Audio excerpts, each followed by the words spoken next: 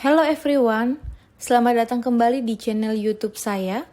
Bersama saya Fitri Angelia Siregar, kali ini kita akan menjelajahi dunia yang sangat menarik dari database NoSQL. Jika ini pertama kali teman-teman mendengar istilah ini, atau jika ingin memahami lebih dalam, maka video ini adalah jawaban untuk kalian. Saya akan membantu teman-teman untuk memahami konsep dasar, jenis-jenis, bahkan memberikan ilustrasi langsung mengenai database NoSQL. So, don't move and let's get started. Apa itu database NoSQL? Mari kita mulai dengan dasar-dasar apa itu database NoSQL. Database NoSQL adalah pendekatan baru dalam manajemen data yang memberikan fleksibilitas dan kinerja yang tinggi. Beda dengan database rasional, NoSQL memungkinkan kita menyimpan dan mengelola data tanpa harus terikat pada skema yang ketat. Database NoSQL adalah jenis database non-relasional yang bertujuan untuk menangani penyimpanan data yang terstruktur dan tidak terstruktur dengan skema yang fleksibel. Berikut ini adalah perbedaan database NoSQL dengan database SQL. Di antaranya, waktu pengembangan dari 1970-an dan tahun 2000-an. Database SQL hanya satu jenis model data, sedangkan database non-SQL itu banyak jenis model data. Di database SQL, struktur skema yang tetap, sedangkan di NoSQL skema fleksibel dan dinamis. Manipulasi data dalam SQL bahasa tertentu, sedangkan dalam NoSQL melalui Object-Oriented APIs. Sedangkan skabilitasnya secara vertikal di SQL, namun secara horizontal di NoSQL. Ada beberapa jenis database NoSQL yang berbeda. Mari kita lihat lebih dekat. Pertama, dokumen store seperti MongoDB memungkinkan kita menyimpan data dalam format dokumen, biasanya menggunakan format JSON. Kedua, ada yang bernama Key Value Store yang mirip dengan struktur data hash table.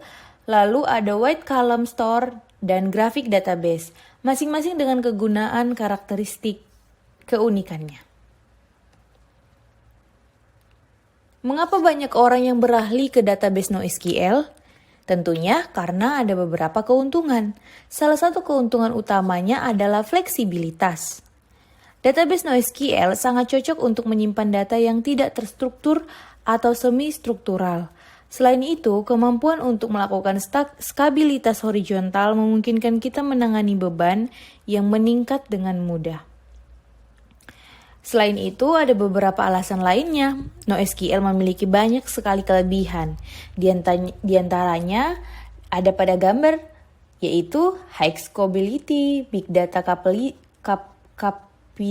capability, easy replication, fast performance, and high availability. Sekarang, mari kita lihat contoh implementasi database NoSQL yang populer, yaitu MongoDB. MongoDB memanfaatkan model data yang memungkinkan kita untuk menyimpan data dalam format JSON. Ini memberikan performa tinggi, indeks yang canggih, dan dukungan transaksi. Di antaranya, MongoDB juga memiliki kelebihan dan kelemahan. Kelebihannya yaitu ada pada gambar, yaitu MongoDB atau database NoSQL mampu menangani jumlah data yang besar dengan tipe data yang bermacam-macam, mempunyai skema data yang dinamis, mampu melakukan skabilitas yang bagus, mempunyai performa yang tinggi. Sangat bagus untuk data list produk, tidak perlu membuat struktur tabel, proses create, update, delete terasa sangat ringan, dan banyak website besar yang sudah menggunakan MongoDB. Namun, di samping kelebihan tersebut, MongoDB juga memiliki kekurangan. Kekurangan dari MongoDB ini diantaranya adalah harus diinstal di sebuah server. Dan ketika kita menggunakan PHP, kita juga harus merestart server kita agar driver MongoDB dapat digunakan oleh PHP. Kelemahan lainnya belum support di hosting, namun bisa diakali. Dia belum support di hosting, namun kita bisa ngakalinnya dengan menggunakan MongoHaki. MongoHaki ini free, terdapat limit sampai 16 MB.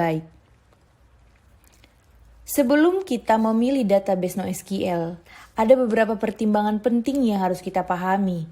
Pilihlah jenis database yang sesuai dengan kebutuhan aplikasi kita. Pertimbangkan faktor stabilitas, keamanan, dan dukungan komunitas. Berikut ini adalah contoh penggunaan MongoDB. Jadi, kapan MongoDB digunakan? MongoDB merupakan basis data yang tidak relasional. Hal ini membuat MongoDB sangat cepat saat melakukan proses manipulasi data daripada sistem basis data relasional atau RDBMS. Selain itu, MongoDB berbasis dokumen sehingga tidak memiliki struktur yang teratur seperti tabel. MongoDB sangat cocok untuk membangun sebuah sistem seperti blog, forum, portal berita, social networking, dan website yang tidak membutuhkan proses transaksi seperti sistem bank. Intinya, MongoDB ini sebaiknya tidak digunakan untuk proses transaksi seperti sistem bank. Pokoknya proses-proses yang menggunakan transaksi di dalamnya. Namun, dia cocok sekali untuk penggunaan sistem seperti untuk blog, forum, portal berita, atau social networking. Jadi, dari pemaparan tersebut, kita dapat mengambil kesimpulan bahwa dari fleksibilitas hingga performa tinggi, NoSQL memberikan solusi yang menarik untuk kebutuhan data modern. Jangan ragu untuk menjelajahi lebih lanjut dan menerapkan database NoSQL dalam proyek teman-teman. Thank you for watching and see you in the next video.